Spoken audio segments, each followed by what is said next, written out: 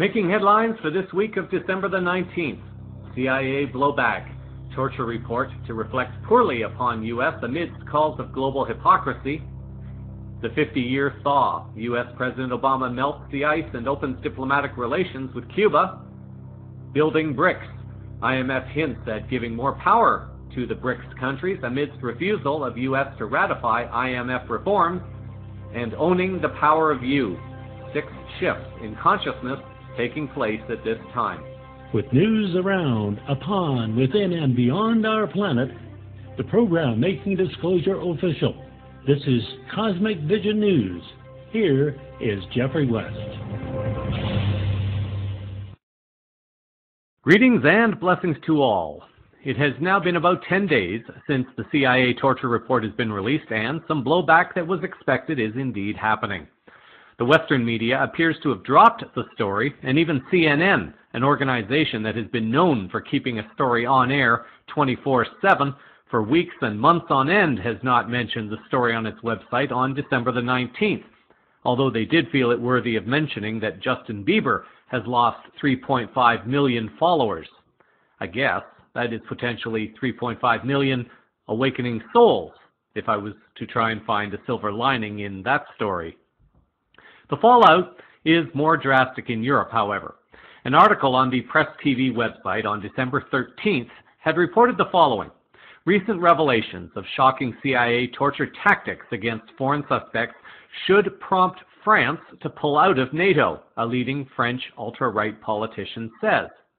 If indeed everyone is outraged by the tortures used by the U.S., then let's leave NATO, said France's National Front Party leader Marine Le Pen during an interview with Europe 1 radio channel.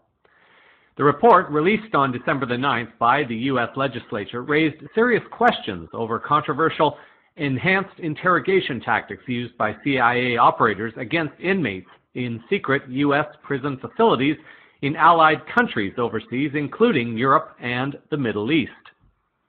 The article also notes that since the report's publication, major human rights groups have demanded the prosecution of responsible U.S. authorities identified in the report. At this time, it is still unclear as to whether enough pressure will be exerted to push the appropriate authorities to act in seeking prosecution against those involved.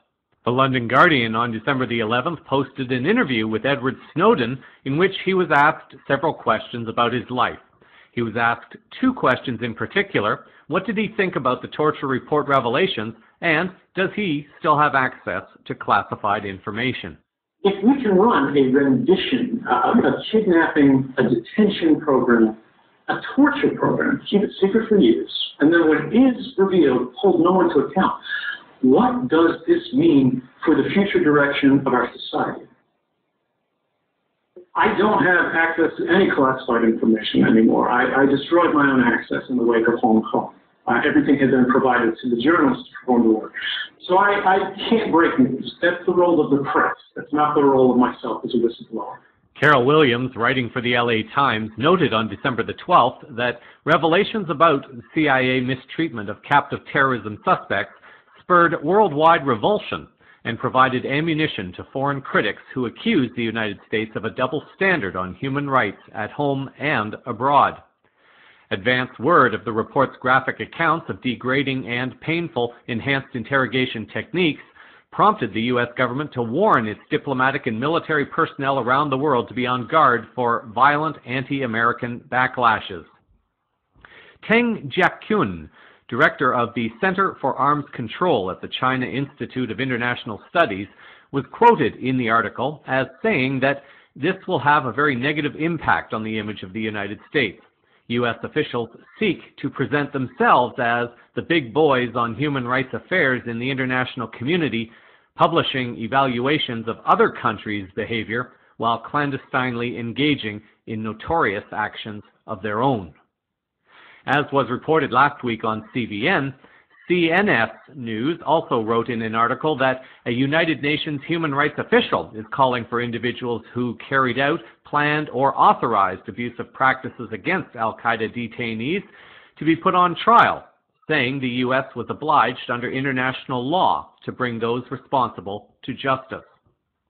He also warned Tuesday that perpetrators could be prosecuted anywhere in the world, noting that torture is a crime of universal jurisdiction. However, in another article on the Al Jazeera website on December the 11th, it seemed to contradict the statements made by this UN official. Another UN official seems to feel that prosecutions of former President George Bush and others will not likely happen. According to this article, Zaid Ra'ad al-Hussein, the UN High Commissioner for Human Rights, said perpetrators cannot simply be granted impunity because of political expediency. His words were echoed by other UN experts and watchdogs such as Amnesty International and Human Rights Watch. The article also notes the following about the U.S. Washington has a permanent seat on the UN Security Council and can veto international efforts to refer cases to the International Criminal Court. This month, the ICC dropped its case against Kenya's President Uhuru Kenyatta, who was accused of organizing interethnic bloodshed in 2007-2008. The failure to convict an African leader does not bode well for prosecutions of top former U.S. officials. It does not mean that it isn't possible, and with the rising energies across the planet at this time, I might even be willing to say that if these arrests do not take place, there will be some other shift that creates the same outcome, perhaps even in a better way than by seeking retribution and punishment. Throughout this, former Vice President Dick Cheney maintains his defense of his use of torture. In an article in the Globe and Mail website on December 14th, he was quoted by Scott Shane as saying, "I would do it again in a minute," Mr. Cheney said in a spirited, emotional appearance on NBC's Meet the Press. He denied that waterboarding and related interrogation tactics were torture, noting that 3 of the past 4 attorneys general had agreed with his view. Torture is what the al-Qaeda terrorists did to 3,000 Americans on 9/11, Mr. Cheney said. There is no comparison between that and what we did with respect to enhanced interrogation. It seems that even after 14 years, Cheney is still desperately trying to keep the illusion of 9/11 alive, if nowhere else, then at least in his own mind, as significantly more people are now fully aware of the evidence showing that the events of 9/11 are nothing even close to what the official report has been claiming. David Lerman, writing for Business Week on December the 14th, wrote that former Vice President Dick Cheney said President George Bush was fully briefed on interrogation tactics used by the CIA in the aftermath of the September 11th attacks, disputing a conclusion reached by the Senate Democrats in their report. The report by Democratic members of the Senate Intelligence Committee said Bush wasn't briefed on specific CIA techniques until April 2006, 4 years after the program had begun. Referring to Bush, Cheney was quoted as saying, "This man knew what we were doing. He authorized it. He approved it." A statement by the Senate Democrats for partisan purposes that the president didn't know what was going on is just a flat-out lie, Cheney said. Bush learned of the interrogations through daily meetings with the CIA director and national security advisors. Lerman added that Cheney, a vocal defender of the Bush administration anti-terrorism policies since leaving office, said the techniques absolutely did work to prevent more attacks and denied they amounted to torture. CIA Director John Brennan, in a rare press conference last week, said the agency's detention and interrogation program had produced very useful information, while backing away from assertions that the techniques used were essential for obtaining the needed intelligence. In his memoir book from 2010 called Decision Points, Bush had apparently indicated that he had been intimately familiar with the interrogation techniques. I feel the need to again gently remind listeners, especially more so as we are approaching the holiday that so many associate with energies of peace and love, how important it is for energies of negativity and even darkness to come out into the open. Although this gives the impression that things are getting worse, it is only an impression. It is not that things are necessarily getting worse, although the global cabal is attempting to do so. It is merely that people are becoming more aware of the acts of negativity that have held humanity and our planet in enslavement, fear, and debt for so very long. We are once again being given the opportunity to create something different. All the truth we are now beginning to experience, and all the programs and people that you are now able to listen and see worldwide would not have been possible without people becoming more aware to help empower the shift in human and planetary consciousness. In this season of celebrating peace, I invite you and your loved ones to hold a special vision in your hearts for the compassionate, joyful, and forgiving release of negativity for those who are ready to do so, for the highest good of all involved. In whatever way is meaningful for you to celebrate this holiday season, may we all become the being of peace that we are now claiming to want for our world. If it is meaningful for you to do so, may we focus only on the peaceful and compassionate restoration of human rights and global societies that honor all and our planet, and seek not to bring harm, violence, and vengeful energies to those who have been our enslavers. The human energy of light and love is stronger than this, and it is our time to reclaim this right. In Light Radio, the group that CVN is a part of, will be hosting a Christmas Eve meditation program. I will be joining my colleagues from their programs, An Hour with an Angel and Heavenly Blessings. Together, we will hold and anchor the energies that are helpful to manifest the great and rapid changes currently unfolding. If you are able to join, perhaps together we can use the traditional energies of peace felt by people around the world and bring that energy into a focused creation for the coming year. More details will be forthcoming on the Golden Age of Gaia website and will also be posted on the blog for Cosmic Vision News and numerous CVN information pages on the net. In other geopolitical news, it appears that U.S. President Obama has decided to throw an unexpected curveball into the geopolitical sphere. Today, the United States of America is changing its relationship with the people of Cuba. In the most significant changes in our policy in more than 50 years, we will end an outdated approach that for decades has failed to advance our interests, and instead, we will begin to normalize relations between our two countries. Change is hard in our own lives and in the lives of nations. And change is even harder when we carry the heavy weight of history on our shoulders. But today we are making these changes because it is the right thing to do. Today America chooses to cut loose the shackles of the past so as to reach for a better future for the Cuban people, for the American people, for our entire hemisphere, and for the world. An RT article on December the 17th noted that the announcements on Wednesday occurred only hours after it was revealed that Alan Gross, an American citizen imprisoned in Cuba for the last 5 years, had been released on humanitarian grounds, along with a U.S. intelligence official who has been similarly detained for 20 years. On its part, the U.S. had released 3 individuals from the so-called Cuban Five who had until now been imprisoned. Although this is ultimately very good news, it has many speculating and asking the questions, why this and why now? The following are audio sound bites from 2 different interviews, one on RT and another on Radio Sputnik. First of all, I think that we all agree, and Latin America certainly agrees, that it's good news, although 54 years late. But anyway, better late than never. I think that this is a sign, yet another one, of growing a U.S. weakness, not just as a global power, but also throughout Latin America. And that weakness is expressed basically in a very, I would say, fundamental loss of credibility.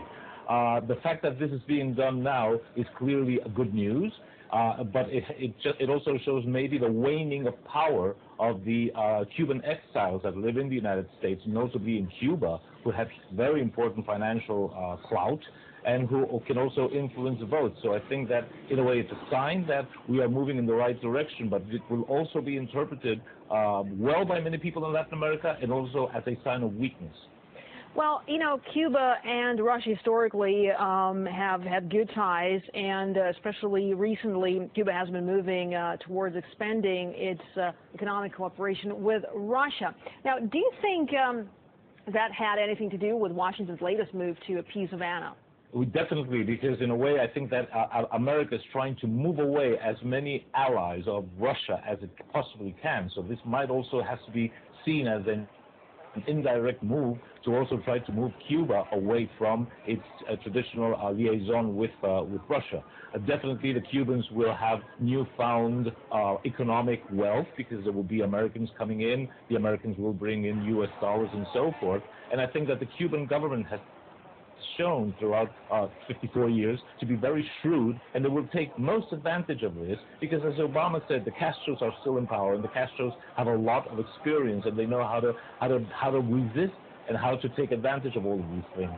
Definitely, it is true. The Communist Party and the Castros are in power, but then again, the one-party Republican democratic system is still in power in America, and the Rockefellers' Council on Foreign Relations are still governing there too. So it's basically two sides of what is basically one same coin.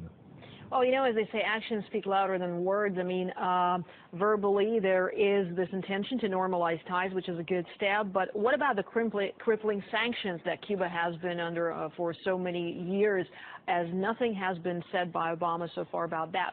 They will definitely have to go. There is no sense in reinstating diplomatic relations with such a very close, geographically close country as Cuba and not lift those economic sanctions. Besides, all of Latin America have been clamoring for those economic sanctions to be lifted, and so has the European Union. And I think we have to see this also as a change in direction. And I think, again, I insist, it's a sign of that the U.S.-led system starting to fall apart. The fact that this comes at a time when the European Union has recognized, just a few moments ago you were talking about this, the Palestinian state.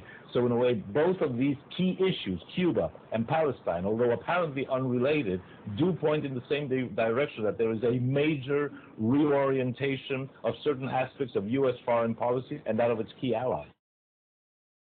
Let's now join live Mr. Larry Burns. He's joining us on the phone from Washington, D.C., the director of the Council of Hemispheric Affairs. So do you think this is really a historic day of restoration of diplomatic relations with Cuba? Is this the end of the embargo? I think it is. In fact, we're putting out a piece of analysis right now in which we're calling it just that, a historic day. And it's a day that we've been long waiting, and it's a policy that has proven to be, in the past, very costly to the United States. You might well ask, why costly? The answer would be that the United States stands alone in its harsh attitude towards Cuba. Every single Latin American country, 34 of them, have voted against U.S. policy towards Cuba. And as a result of that, the U.S. has lost significant status throughout Latin America. Its influence is waning, its power is reduced, and for what? There's been almost no payback to Washington for its policy. So given that Obama no longer can run for the presidency, he seems to be making good on the progressive dividend he promised his supporters when he was first elected to the presidency. Well, actually, if I'm not mistaken, dozens of times the UN General Assembly voted, all except for the United States, in favor of removing the embargo, the U.S. embargo on Cuba. Yes, the embargo has been denounced, has been continuously denounced. Yes, so what's changed today? Is it really just the issue of Alan Gross that has changed the minds of U.S. officials? I mean, years and years in a row it didn't do that, and now it's doing it. Well, it would seem that the president's advisors are saying, you are at the risk of losing U.S. prominence in the rest of the region if you don't cut your connection with a policy that has proven disastrous for Washington's standing, and that there was no good case could be made why the relationship should continue with that policy. More to the point, the United States policy towards Cuba has been one of selective indignation. That is, if the United States offered the back of its hand or offered the front of its hand and has sponsored negotiations with nations it otherwise calls rogue nations like Iran, like North Korea, and so forth, the United States would probably grab that opportunity. But its policy towards Cuba was unique. There was no other country in the world that the United States acted with such animosity as it did towards Cuba. That clearly was because of electoral politics. In a blog page by a source known as Lada Ray was born in Odessa to a Russian father and Ukrainian mother. She witnessed the collapse of the Soviet Union, and she has traveled extensively, including to Cuba, where she once interviewed Fidel Castro. She has backgrounds as a linguist and as a financial consultant. Her current work is her blog page, Future Trendcast, where she shares her knowledge and predictions about what could potentially unfold. In a posting about Cuba, Lada Ray shares that it is both a weak and yet also a very cunning move for the U.S. to be doing what it is now doing.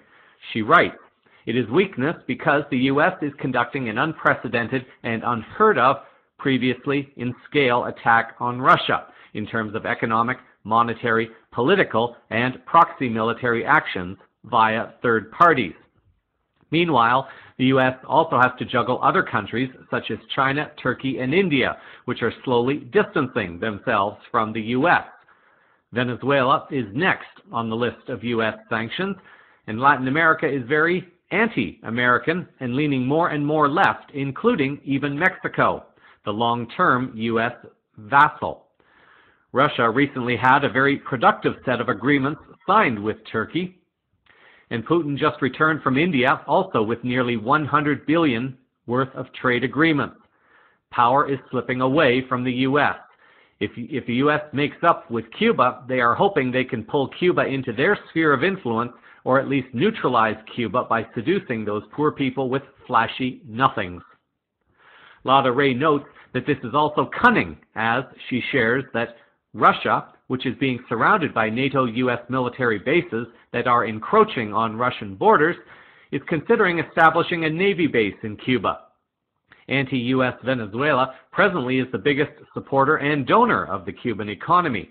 The situation is dicey for the U.S.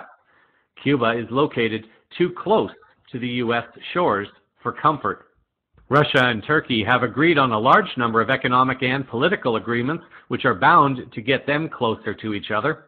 Turkey, having been slighted by the EU's long-term refusal to admit that country into the Union, has been looking more and more east. Turkey has also been a reluctant participant in NATO. U.S. has been putting enormous pressure on Turkey and President Erdogan to act in the interests of the U.S. and NATO in the region. The reason I talk about Turkey, and this is Lada Ray writing, when I should be talking about Cuba, is geopolitics, plain and simple. Look at the map. In terms of geopolitical position and value, Turkey is to Russia what Cuba is to the U.S. While Obama admits that sanctions didn't work on Cuba, doing more harm than good, at the same time, miraculously, these same sanctions will somehow work on Russia, notes Lada Ray. She shares the assessment of many that this kind of global geopolitical situation is a sure sign of the collapse of the old U.S.-dominated unipolar world. The U.S. empire is weakening, albeit slowly. May it all continue as quickly, as easily, and as safely as possible for the highest good of all.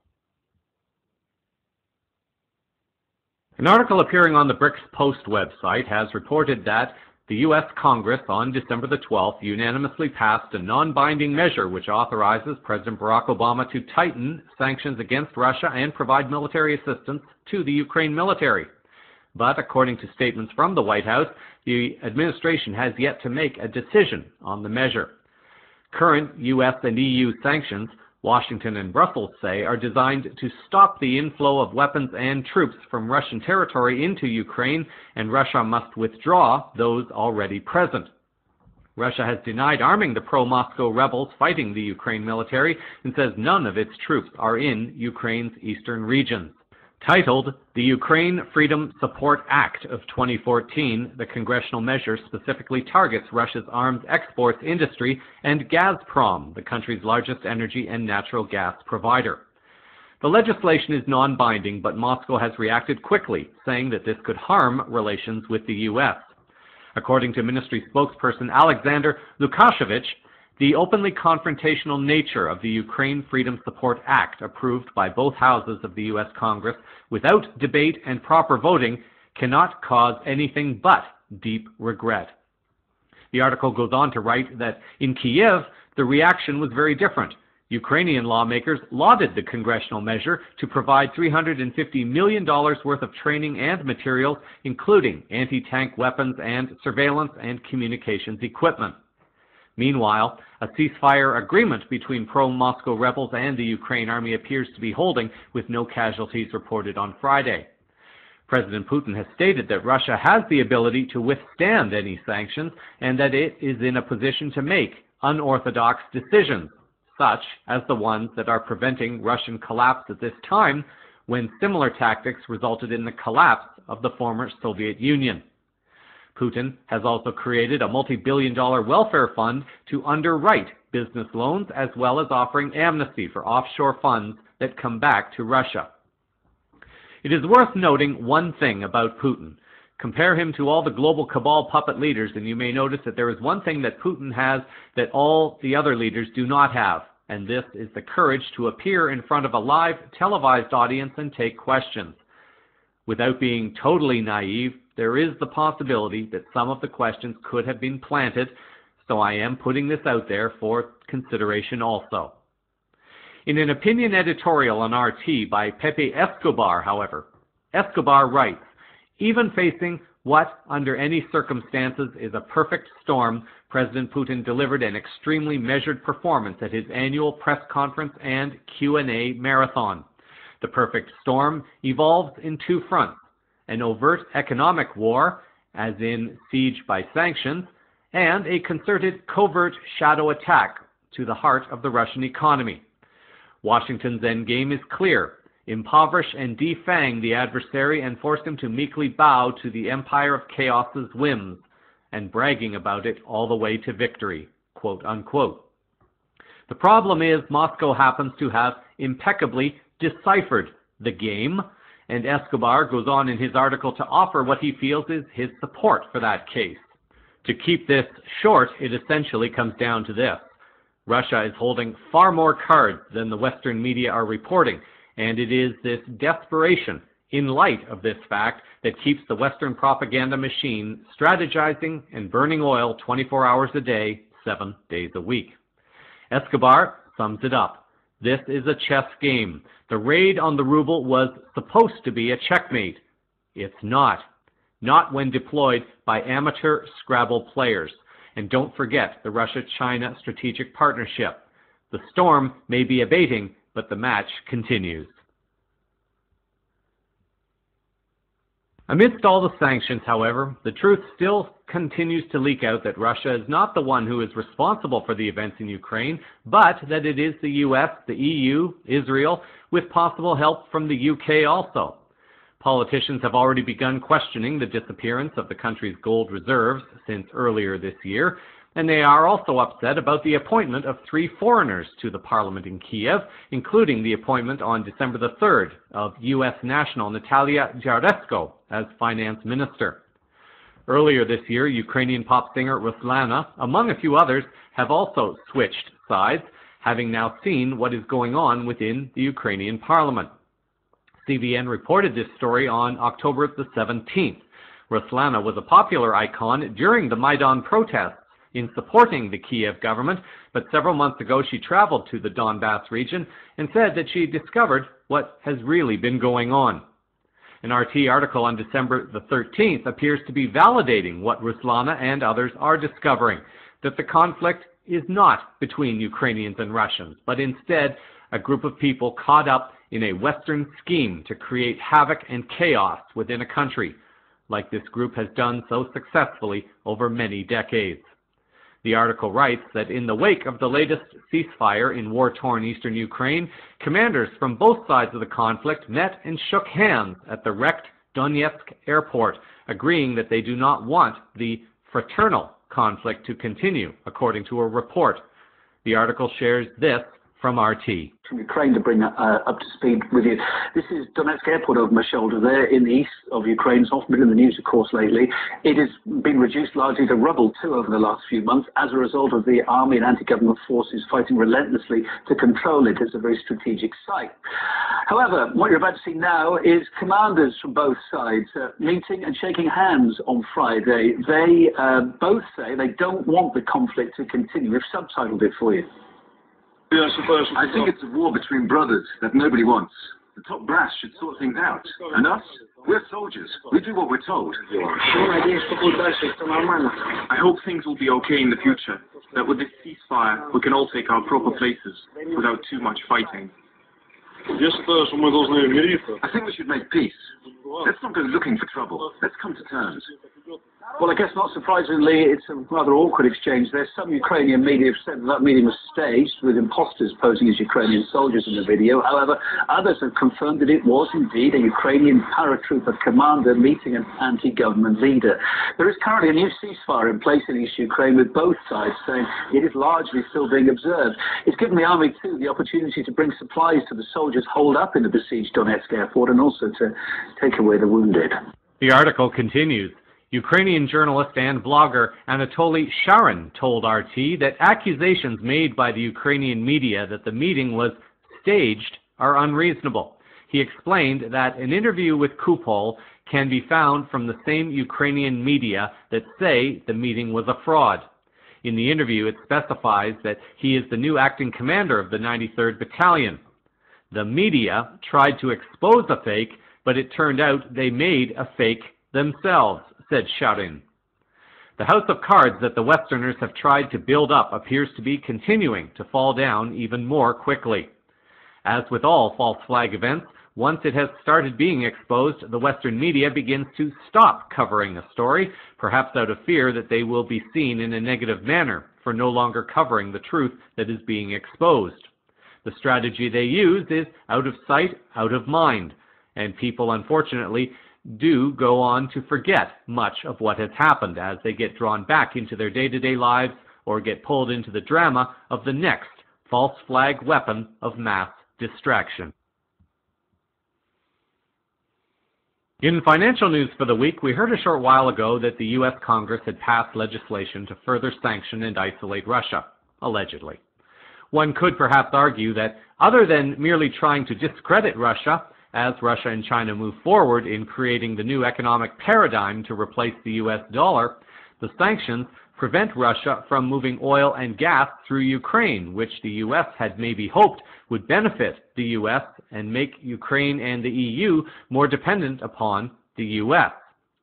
This strategy is not working, however, as evidence suggests that the sanctions are not working the way they historically have worked, and Russia is not collapsing the way the old Soviet Union did when sanctions and a collapsing oil price brought down the Union. Instead, the tables appear to be turning against the U.S., and one of the shots being fired appears to have come directly from the International Monetary Fund's Managing Director, Christine Lagarde. A press release from the IMF on the same day quoted Ms. Lagarde as saying the following: "The IMF's membership has been calling on and was expecting the United States to approve the IMF's 2010 quota and governance reforms by year-end." Yes, that was 2010, and it has been 4 years late in coming for the U.S. to approve this. Adoption of the reforms remains critical to strengthen the fund's credibility, legitimacy, and effectiveness, and to ensure it has sufficient permanent resources to meet its members' needs. I have now been informed by the U.S. administration that the reforms are not included in the budget legislation currently before the U.S. Congress. I have expressed my disappointment to the U.S. authorities and hope that they continue to work toward a speedy ratification. As requested by our membership, we will now proceed to discuss alternative options for advancing quota and governance reforms and ensuring that the fund has adequate resources, starting with an executive board meeting in January of 2015. Rumors and speculation appear to have started as to what the IMF could actually do to the U.S. in the new year. A second article appearing on the BRICS Post website on December 13th suggested the U.S. was becoming more isolated and that BRICS would be getting greater voting power within the IMF. According to this article, months after the formation of a new financial institution like the $100 billion BRICS Bank and the China-led Asia Infrastructure Investment Bank, Christine Lagarde of the IMF said Friday the organization is ready to discuss IMF voting reforms without the United States to give BRICS and emerging countries greater voting power. In view of the fact that the BRICS alliance has been moving forward in creating its own development bank to compete against the World Bank and the IMF, Brazil President Dilma Rousseff has said that the IMF and the World Bank will lose legitimacy if they do not recognize the strength that the BRICS countries are now bringing to the table. The article goes on to note that China and other emerging economies, including BRICS, have long protested against their limited voice at global financial platforms, including the World Bank, the IMF, and the Asian Development Bank. The IMF quota reform calls for a 6% shift in quota share to emerging economies. This will lift China, which still has less voting power than the Benelux countries, Belgium, Holland, and Luxembourg, to the third largest shareholder. This is what China will become. Shares for Russia, India, and Brazil will also see a hefty rise. The reforms, however, have been delayed for 4 years owing to a block by the U.S. Congress, as the U.S. retains a veto. IMF Lagarde hinted a Plan B in April if the U.S. fails to endorse the reforms by year-end. Those who have been awake and aware for a long period of time and who have followed the alternative news and the shifting energies of human and planetary consciousness have probably come across messages hinting at some kind of surprise that may allegedly happen before the Christmas holiday, or at least before year's end. It has been unclear as to what this surprise might be, but there are a lot of hints already breaking into the mainstream that change is inevitable. An article by Maida Fionn Lee on Bloomberg.com, a well-known and generally trusted business news site for those still attached to the 3D paradigm of business, has reported the following on December the 11th. For the first time, China has a real shot at getting the International Monetary Fund to endorse the yuan, the Chinese currency, as a global reserve alongside the dollar and euro. The more knowledgeable people will recognize that the mention of the US dollar and the euro is probably to avoid creating a mass panic in the markets if people suddenly heard that the Chinese yuan was going to replace the US dollar and the euro. The fact that the yuan was being floated as a global reserve currency is quite significant, however, especially for a mainstream media institution to comment on it. Eswar Prasad, a former IMF employee who briefly served as head of the financial studies and of the China divisions in the IMF, was quoted in the article as saying that China would need to satisfy the Washington-based lenders' economic benchmarks and get the support of most of the other 187 member countries. The Asian nation is likely to pass both tests. Reserve currency status for the yuan would make central banks, particularly those in developing economies, more eager to hold yuan assets and diversify at the margin away from dollars, as well as euros, yen, and Swiss franc. I could be wrong, but this seems to hint that the writing is on the wall for certain currencies, and in particular the US dollar and euro. The article seems to hint that the U.S. could veto China's attempt to enter the market as a global reserve currency, although, given the way that global events seem to be playing out at this time, most reasonably informed people would likely say that other global things will happen in the bigger picture in the coming weeks and months to minimize the U.S. influence on the geoeconomic sphere in 2015 and beyond, unless more life-honoring choices come from the U.S. on all levels.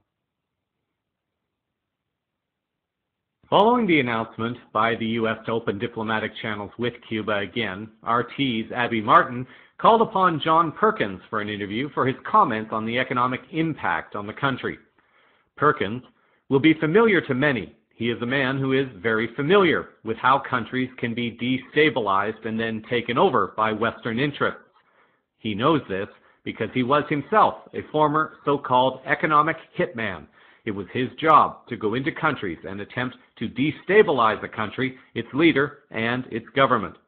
Perkins did an interview with Martin. In selected excerpts from this interview, Perkins comments on some of the events involving Cuba.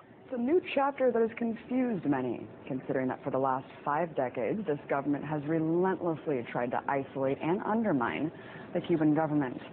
So joining me now to talk about this change in policy and the influence of economic issues on foreign policy, activist and author of Confessions of an Economic Hitman, John Perkins. So, John, you've spoken extensively, of course, about how economic hitmen are used to sway world leaders into embracing neoliberalism. If that doesn't work, jackals are sent in. Talk about the history of this strategy in Cuba. Well, you know, I think it's been really convenient for us to have a whipping boy in Latin America, and that's been Cuba. And whenever anything went wrong, so whenever everybody's turned against the United States, and often justifiably so, we always blame Cuba. You know, we said that Cuba was behind whatever happened in Nicaragua, and in Ecuador and Bolivia and Venezuela and many other places. So it's been very, very convenient for us to do that. And yet, in the last 10 years, since 2002, things have changed radically in Latin America. It really goes back to 2002 when Hugo Chavez stood up to the CIA. He overcame a CIA coup. And that sent a very strong message throughout Latin America that the CIA was a paper tiger. And so since then, 10 countries have brought in democratically elected presidents, and they've done it very successfully. And every one of these 10 countries during most of my lifetime had brutal dictators, usually supported by the CIA, usually put into power by the CIA. And so suddenly things have really, really changed. And I think the United States is recognizing that this whipping boy thing is no longer serving anybody's interests. And as Obama himself said, the sanctions haven't been successful, so why continue?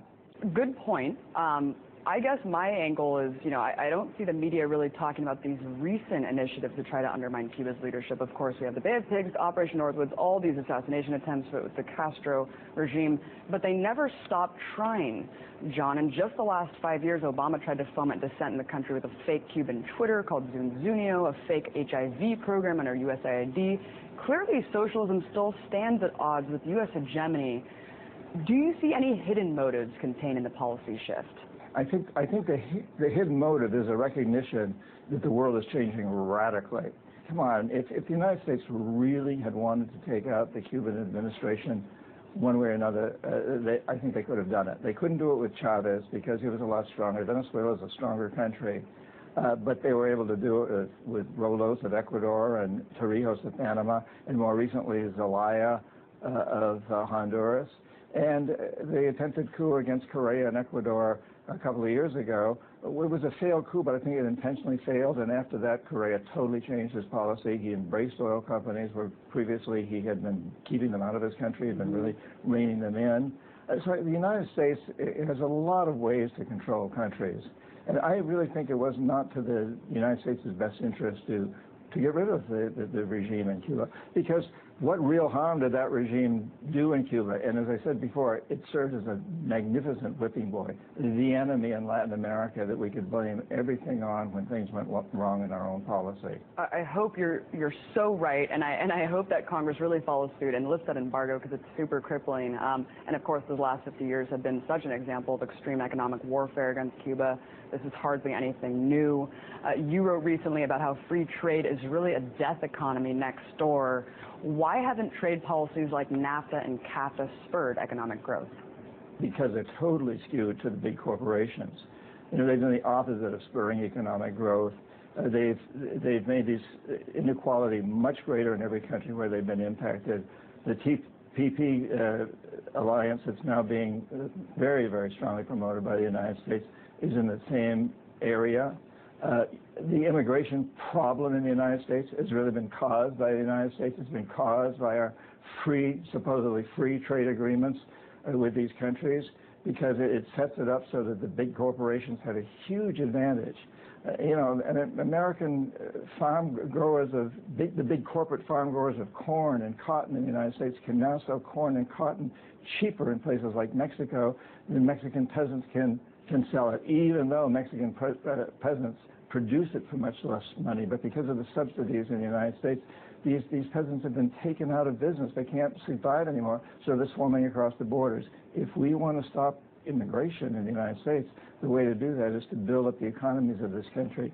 Just 2 days ago, I came back from Peru, and in another couple of weeks, I leave for Guatemala. I spent a lot of time in Latin America.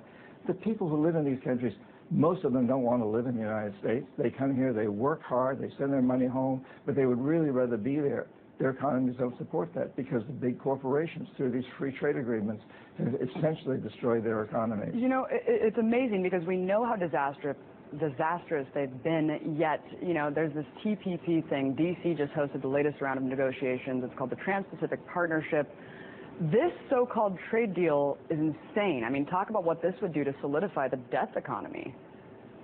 Absolutely, and you know, I talk a lot about that we have a death economy today, one that's based on militarization to a large degree, and on ravaging, raping the earth, and exploiting people all over the world. You know that today, 7 out of 10 people in the world population live in countries where inequality has increased in the last 30 years, and most of these countries have taken huge loans from the World Bank and the IMF, and exactly the opposite of what the mission of the World Bank and the IMF states, that it wants to get rid of poverty. Exactly the opposite has happened.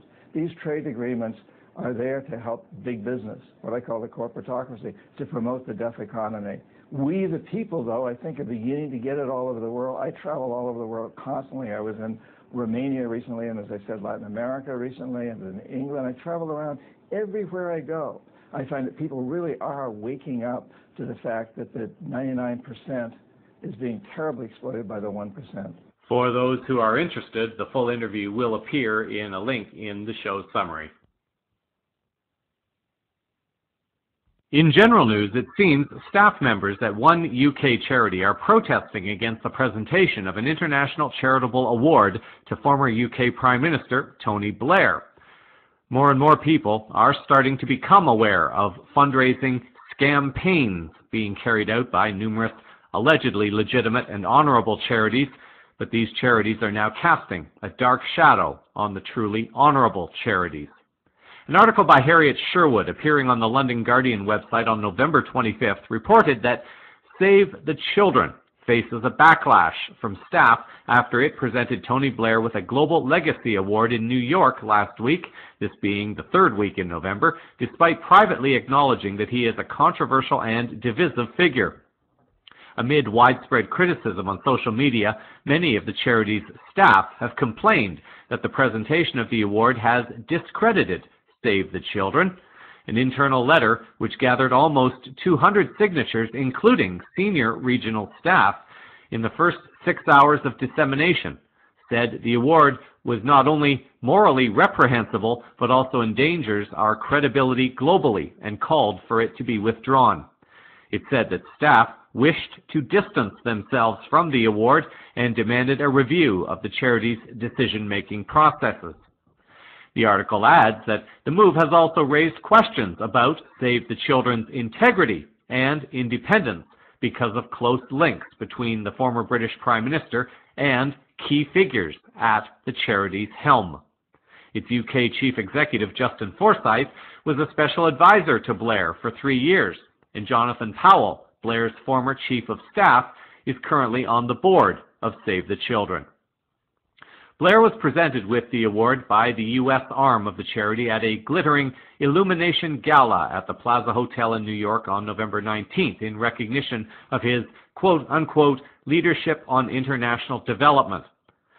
Blair was presented with the award for his alleged commitment to ending world poverty by getting global leaders to declare to work to end world poverty at a UK summit in 2005, as well as heading up other international actions.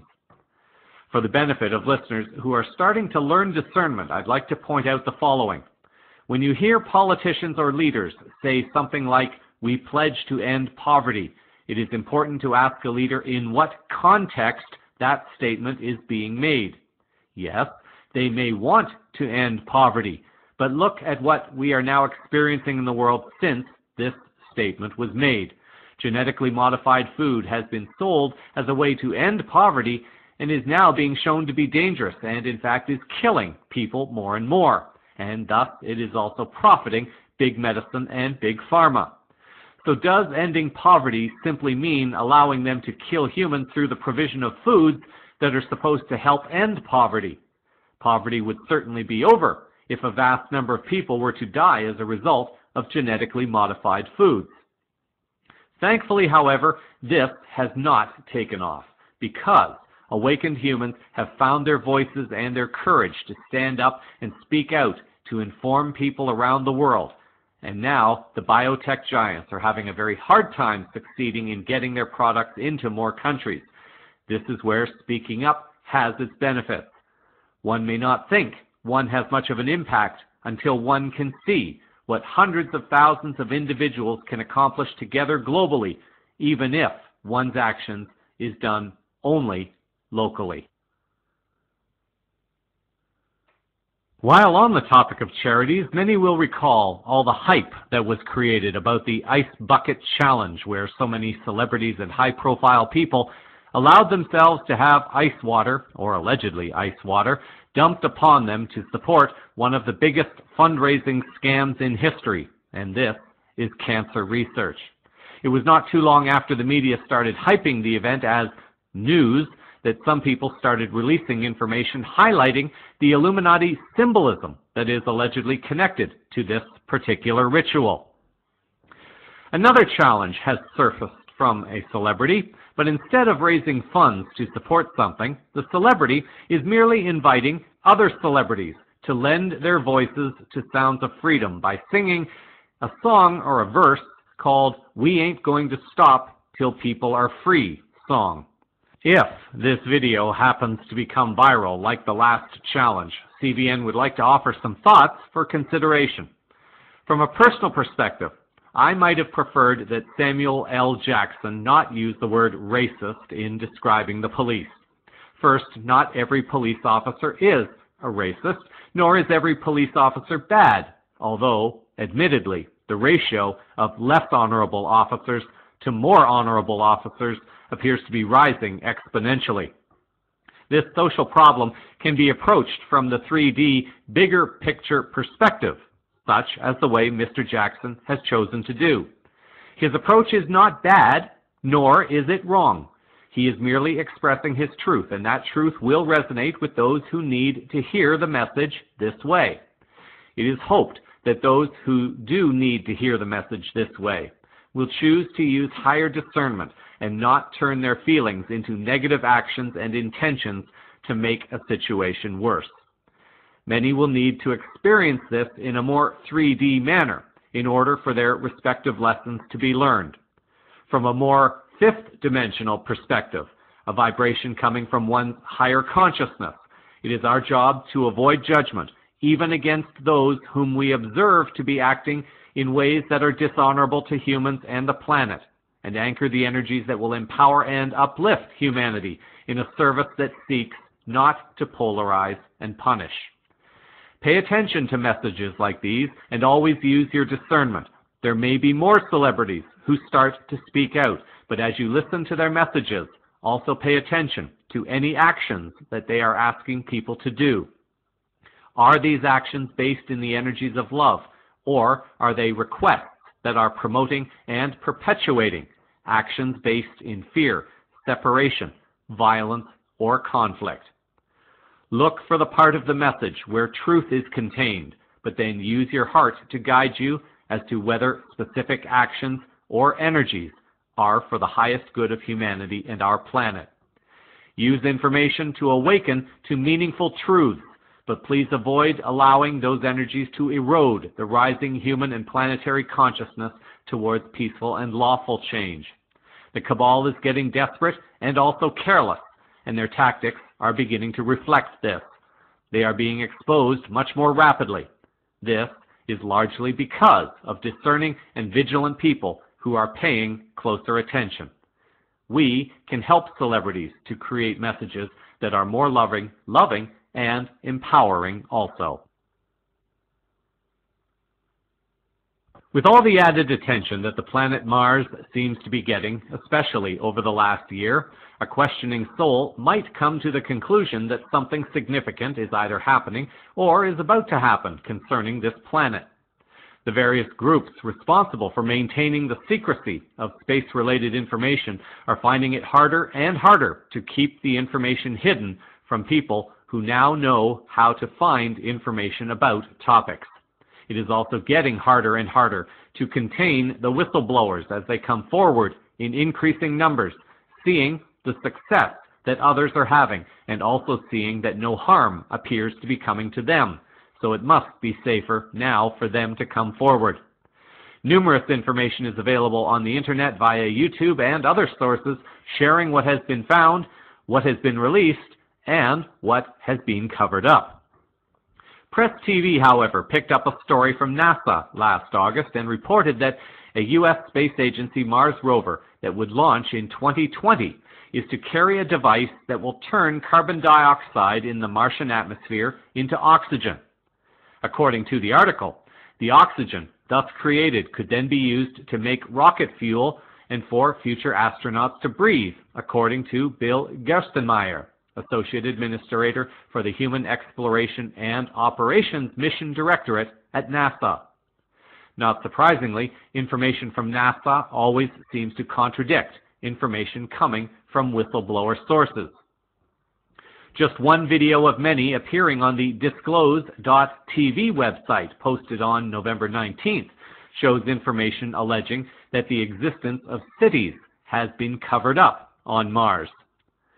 For the long-time listener, they will have heard information from various sources that have allegedly traveled to Mars, and more recently information from Randy Kramer, who claims to have participated in a 17-year mission on Mars and on defense forces beyond Earth.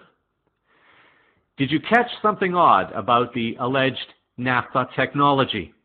NASA is claiming to now have possession of technology that can convert carbon dioxide to oxygen. A question I might want to ask is this: if NASA has the technology to create oxygen on another planet, why is this technology not being used on a mass scale to help clean up the carbon dioxide that is abundant in Earth's atmosphere? As has been reported over the last several weeks, the next petition to push the White House into disclosing the existence of our galactic families by calling a formal congressional hearing will be launching next month. This petition will be posted at We the People on the White House website on January 7th, 2015, and cannot be signed until then. In the meantime, if you are not yet registered at We the People, you can do so through a link that will be posted in the show summary. After January 7th, you will then be able to sign the petition in minutes. It requires 100,000 signatures in 30 days to receive a White House response and remain on the White House website indefinitely. If not, it will be removed after 30 days. So spread the word ahead of time to get a running start. The official response to the first White House petition, posted on November 4th, 2011, was the following: the U.S. government has no evidence that any life exists outside our planet or that an extraterrestrial presence has contacted or engaged any member of the human race. In addition, there is no credible information to suggest that any evidence is being hidden from the public's eye. Given this response to the original petition, that would make this petition even more interesting to find out what comments might be made at this time. In 3 years, significantly more evidence has come forth, and the movement for the disclosure of our galactic families has increased, and this has been due to numerous people coming forth, but also the word that has gotten out from the citizen hearing on disclosure held last year in Washington. Hints of disclosure are coming from numerous countries, including Russia, and pressure is building on the government of the U.S. to come forth and finally state what so many around the world already know. The pressure that can be applied by 100,000 people willing to put a simple signature to a petition can aid in building this pressure. And together we can get to experience one of two things: an acknowledgement finally of this truth and begin moving forward rapidly as a new galactic nation, or we get to see what kind of funky cover-up someone will come up with this time, leading to an even greater embarrassment of someone within the corridors of declining power in Washington. The petition will not be active until January 7th, By signing up now, however, you can minimize any rush when the campaign kicks off, and all you will need to do is go into the site and quickly sign. People from around the world can sign the petition, and it is not necessary to live in the U.S. CVN supports the Paradigm Research Group initiative in promoting disclosure, and this petition has the potential to really show public interest in putting pressure on those who have directly and indirectly been responsible for one of the biggest cover-ups in human history, one that has the potential to change our world almost overnight. Is it not worth a few minutes to help co-create this potential reality? Links to information about the petition, including a link to the White House page where you can sign up early to prepare for voting next month, will be in the show summary.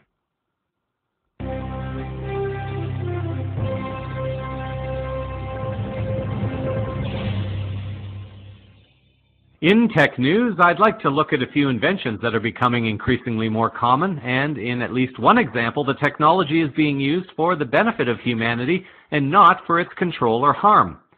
The mainstream media is not telling you this, but our world is rapidly changing on all levels, and we can expect significant changes in the way we live with some of the technologies that are either new or becoming cheap enough to be used in the mainstream, that will reduce our dependency upon cabal-controlled corporations and utilities.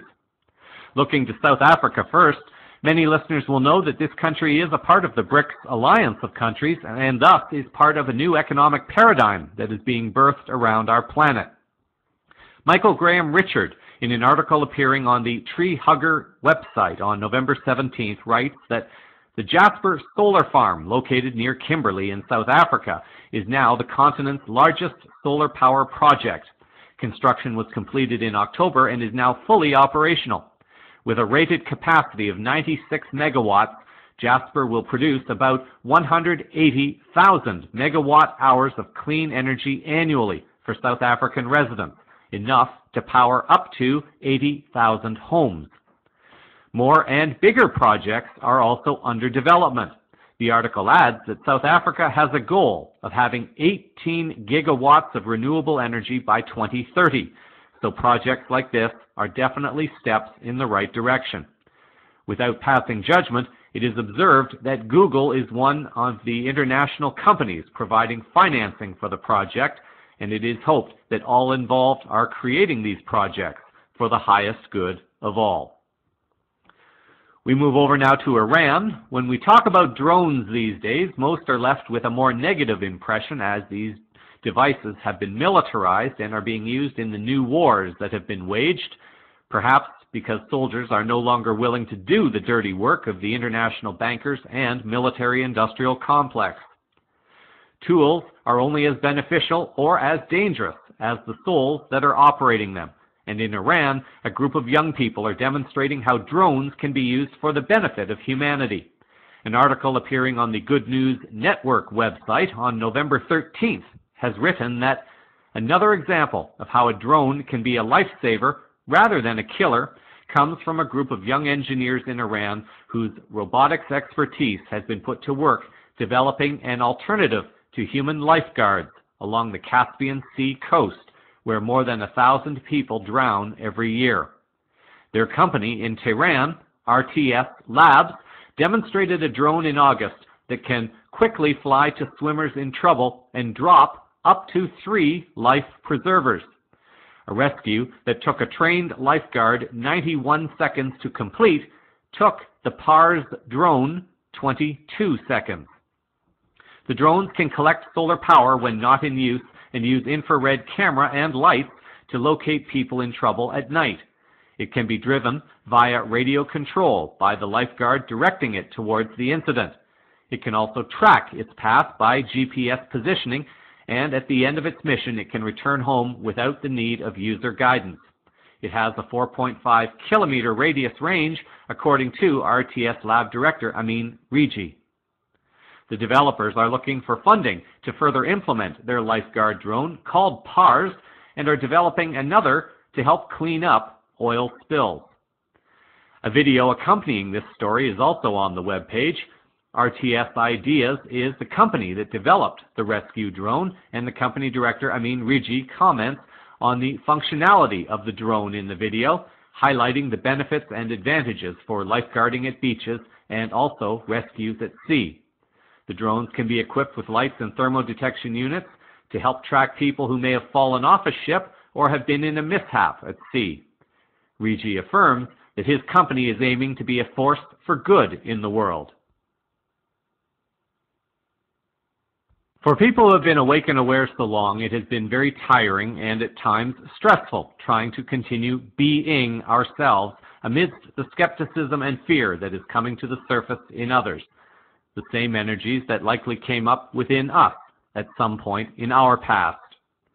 I understand the frustration being felt by many, and I am not immune to being affected by the energies around me, both positive and negative. And I have also not been the best example of modeling the new energies I so often speak of. This is part of the journey, and this also involves being able to forgive oneself when one or someone else temporarily forgets who one really is. The nature of our universe, our planet, and our lives are energetic. It's energetic. There appears to be another film documentary that is in the process of being produced that seeks to further enlighten and perhaps awaken humanity to its energetic nature.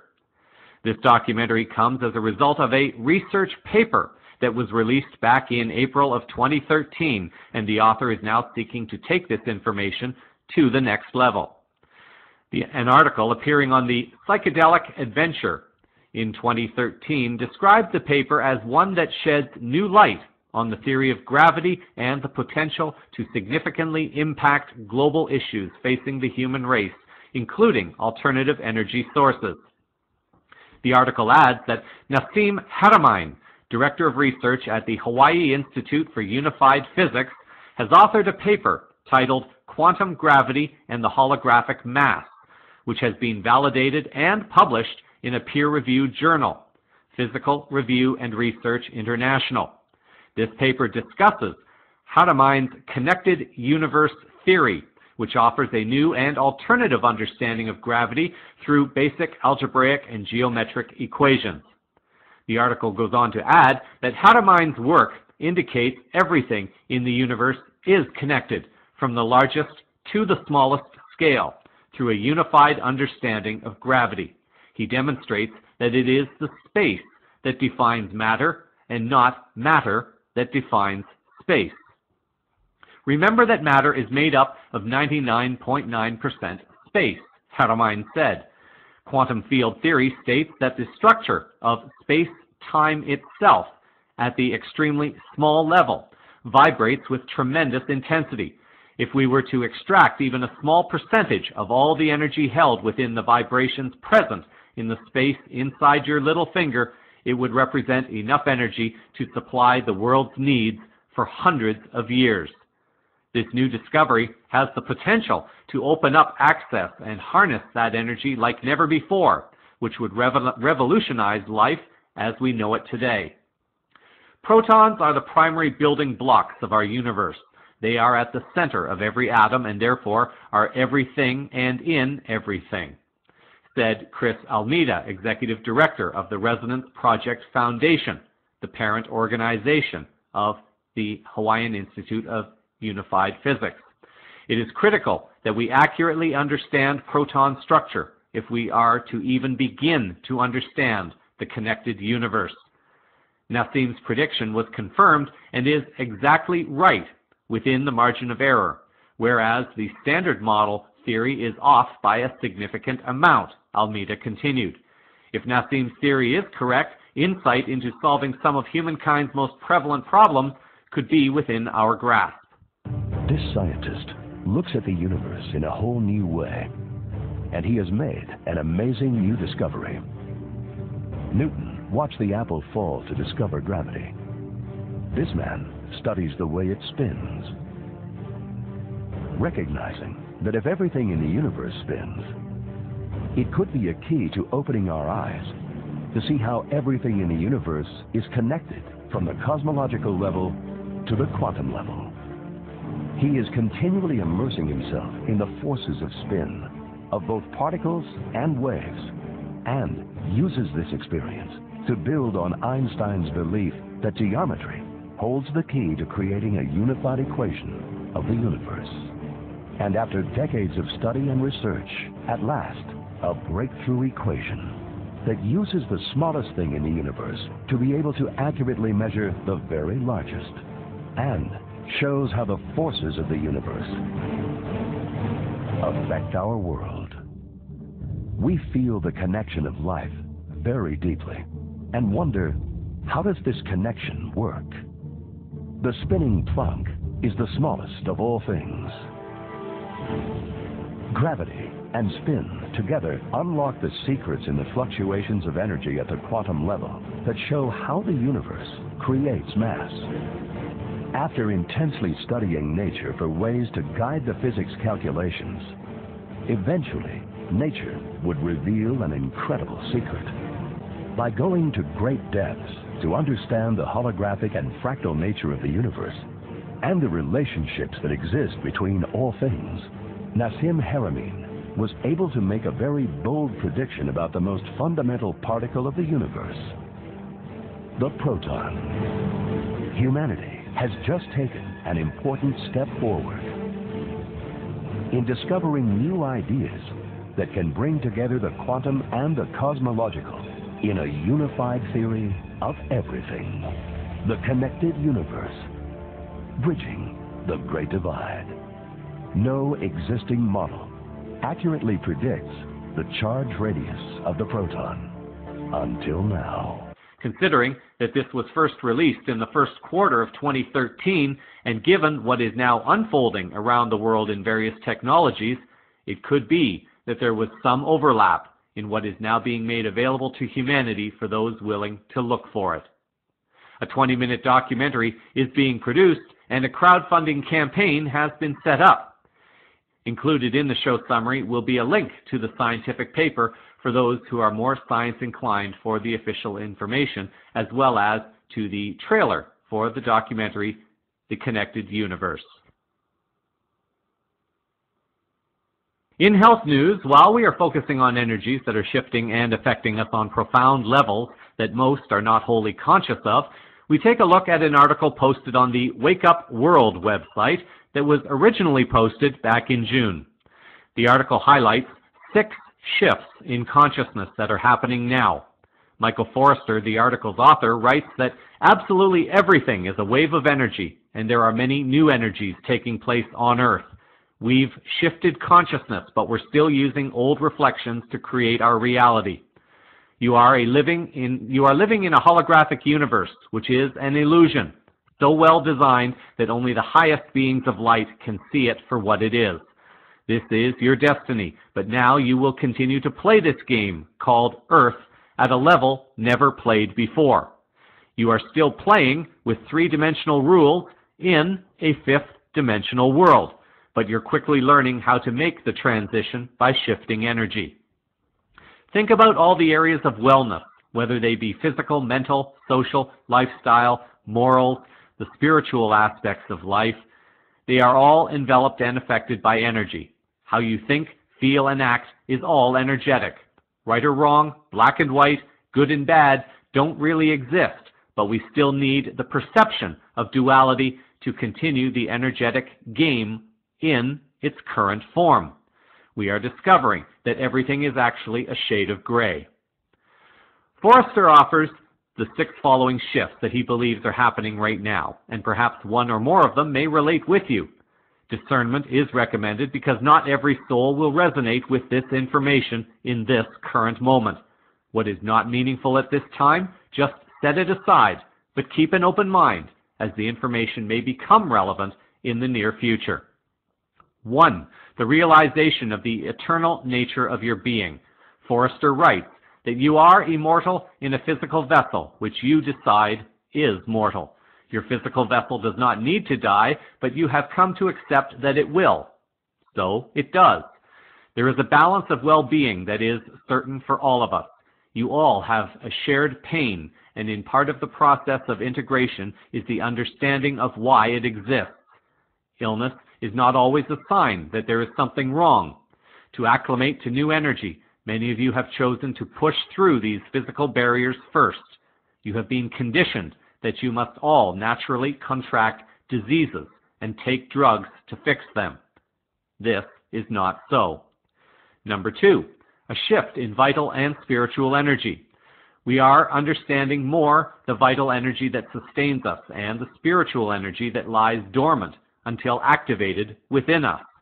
Forrester writes that the shift in global frequencies and fifth-dimensional concepts is allowing all of humanity to earn spiritual wealth simultaneously and without the efforts that were once necessary.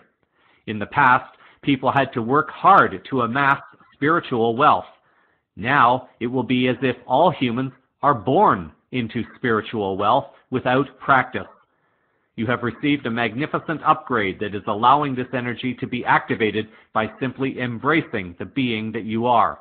It is leading to spiritual growth at an accelerated rate. 3, energetic harmony. This relates to the united harmony through 800 trillion cells within one's body. We can raise our vibrations into health through music and humming, but we also have to let go of the illusion of pain.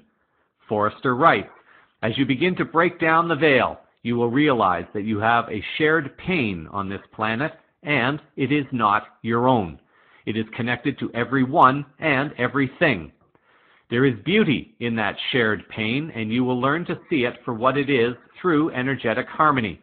You will move past specific body pain you thought was your own when it was actually part of the collective. Once embraced, this pain will cease to exist. You will let this pain go because you will understand its origin. Many of you will heal from pain and disease in ways you think are miracles, but it will be simply the miracle of who you are and nothing more. Number 4, energetic causation. Forrester notes, what scientific studies have failed to address on our planet is causation. They have tried through many different methods to obtain conclusive results in their scientific research through a countless number of double-blind, placebo-controlled, and random studies, which are considered the highest standards for scientific experiment. We can tell you that there has never been one published scientific study based on this standard that has identified causation beyond subatomic levels. Yet, it is precisely those levels that cause everything to manifest in the physical body as it does. As science begins to factor in the energetic principles of causation before starting their studies, it will bring a revolution in science while removing obstacles that have held back scientific inquiry from progressing. The physics and metaphysics are now combining. 5, the energetic transfer and reflection. Forrester writes, you can only attract what is within your vibrational field. There are no experiences that you can obtain in physical form without attracting them from a vibrational perspective. That includes the most horrific experiences and the most beautiful ones. What you will learn to do is accept relationships and experiences for what they are. People and experiences serve as a reflection to teach you something about yourself. If somebody says something that offends you, it is because your vibrational field contained an element that needed to be addressed. You will see these people differently. You will thank them for being that reflection and the transfer of energy that was necessary for you to recognize your own vibration. You will honor these people for coming into your life and teaching you what would otherwise be quite difficult to learn without their assistance. This one is about owning one's own creations and then choosing to actively participate in the co-creation of the new earth without using the 3D rules of greed, revenge, punishment, violence, and more. Number 6, finally, polarity, consciousness, and neutrality.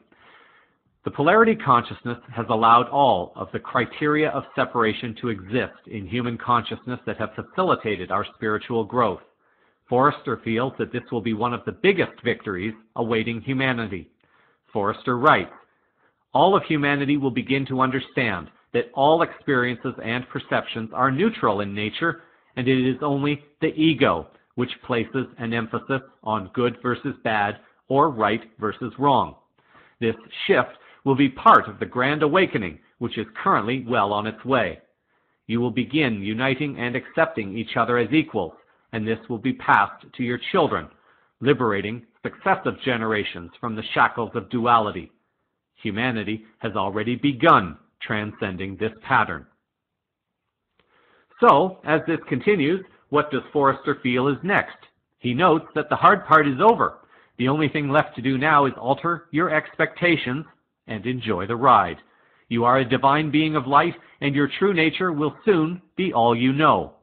The pace is now accelerating, and the coming changes will also be met by shifts in monetary systems, the political landscape, as well as modifications in social and economical infrastructures.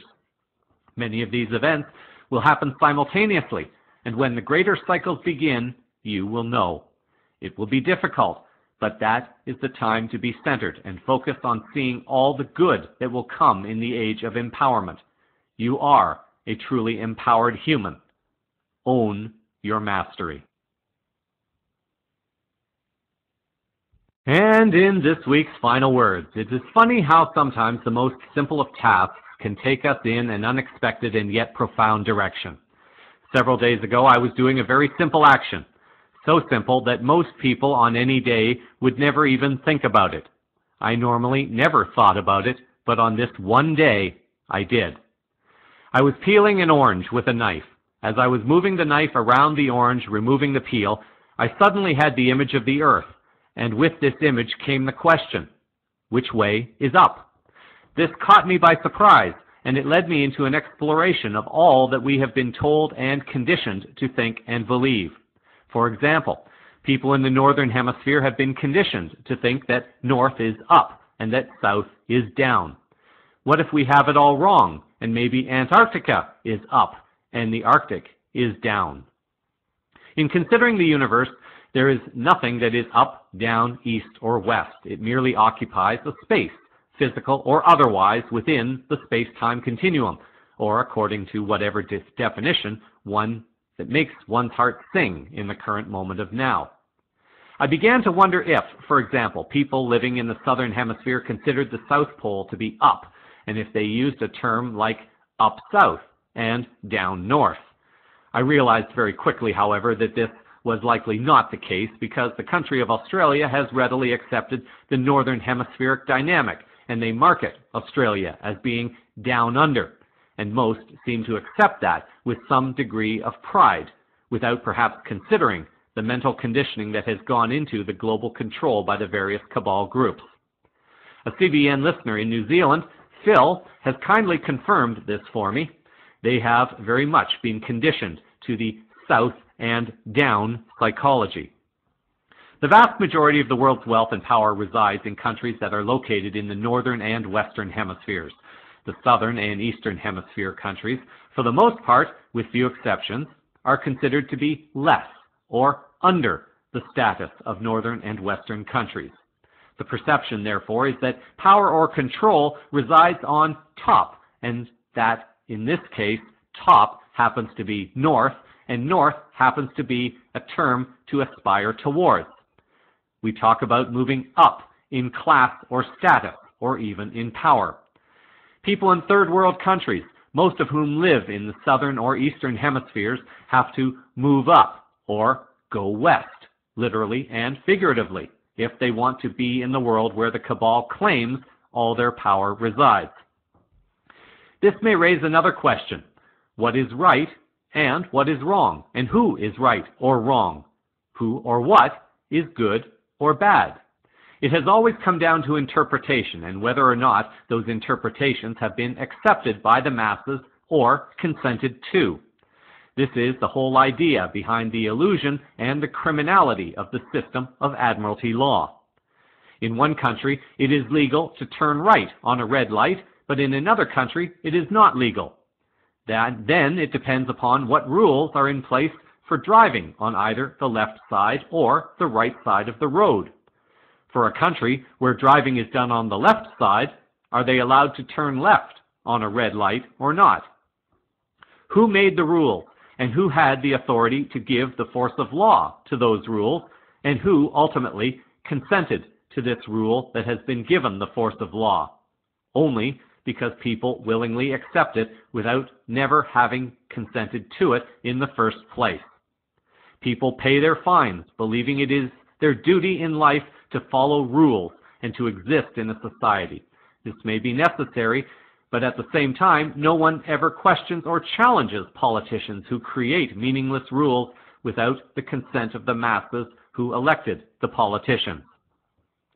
Leaders talk of wanting peace. Diplomats talk of negotiating peace. Researchers claim to measure or quantify peace into statistics that justify military actions. Academics claim to study peace, and institutions claim to teach peace. All of the above, based on my experience, are impossible, and this elusive experience called peace that leaders, diplomats, researchers, academics, and institutions claim to want is impossible to achieve. First of all, their definition of peace is flawed because at the moment there is no broadly accepted holistic definition for this word. What is it they are claiming when they claim peace? What is it they claim when they claim terrorism? To them, is terrorism anything that challenges what they claim as their definition of peace? Who is right and who is wrong, and who is consenting to a definition of peace that does not honor all life? Who is consenting to a definition of terrorism that allows the enslavement of some parts of humanity and our planet? Even our calendar and our global society upon which various calendars have been used have impacted humanity in negative ways, affecting our health. Nassim Haramein, mentioned earlier in this broadcast, has also raised an interesting thought for consideration relating to time and the Mayan calendar. Haramein writes that a year is relative to the planet you are on, so maybe the end of the Mayan calendar was actually a prediction that at this time in history, humanity will no longer have to agree upon the same calendar because we will reach other planets where the calendar is different than that on Earth.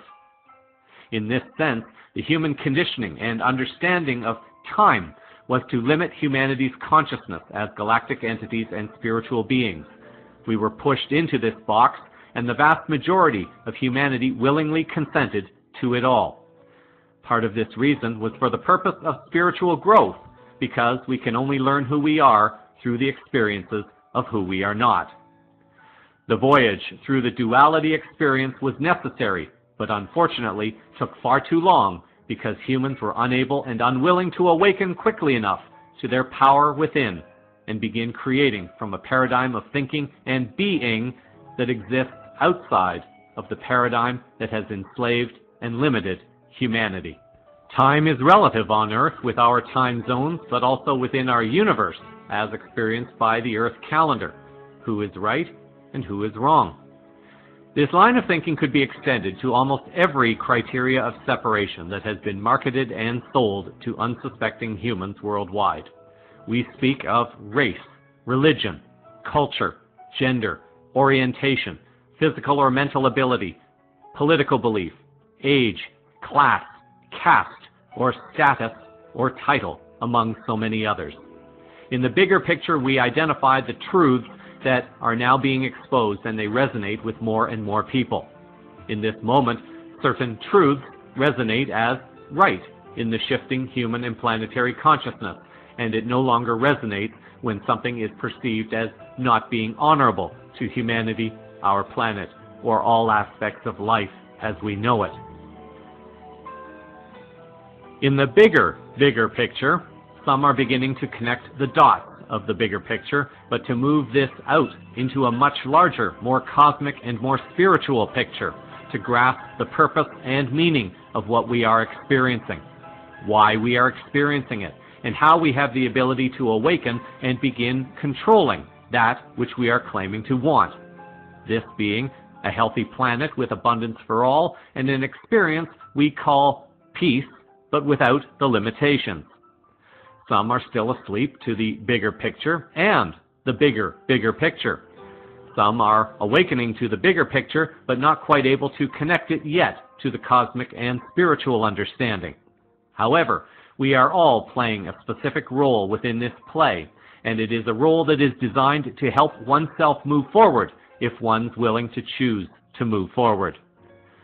Some will ask if our lives are predestined, and to a degree, I personally believe they are. I feel our souls created the general scene that this soul wanted to be born into, to facilitate experiences that would provide certain lessons for growth. However, we have free will to the point where we can fail to learn lessons and end up repeating similar experiences over and over until the lesson is learned, the energy balanced, and the soul can move on. How many of you have entered into bad relations where certain experiences were repeated? What if the lesson had been learned the first time? Who is right and who is wrong? The individual who did not treat one well, or the angel who brought the necessary experience for a lesson to be learned on a more fifth-dimensional spiritual level? We can judge as right or wrong within the 3D vibration in whatever ways fulfill our free will choices and creations. Our 5D higher self, however, can only look at an experience as having been created for the purpose of growth in order to move forward. Humanity is being given a choice to move forward at this time. Thankfully, we are now witnessing a shift in this consciousness. The geoeconomic paradigm is moving east, and the geopolitical paradigm is also moving east, but also south. The southern countries are beginning to work together with the help of some powerful eastern countries, and also with the help of Russia. Humans are answering their respective calls to service for humanity, our planet, and our galactic families. We are in a period of accelerated change and growth. Which way is up for you? As you celebrate this season of love and peace in whatever way is meaningful to you, I send blessings for health, joy, protection, and abundance on all levels in the coming moments of now. For those of you who have most graciously supported Cosmic Vision News with financial donations, please know how deeply appreciative I am of your willingness to serve and aid me in my service. May peace, love, and light fill you and all around you in your respective service to humanity, our planet, and our galactic families. Create a wonderful week until our next moment of now.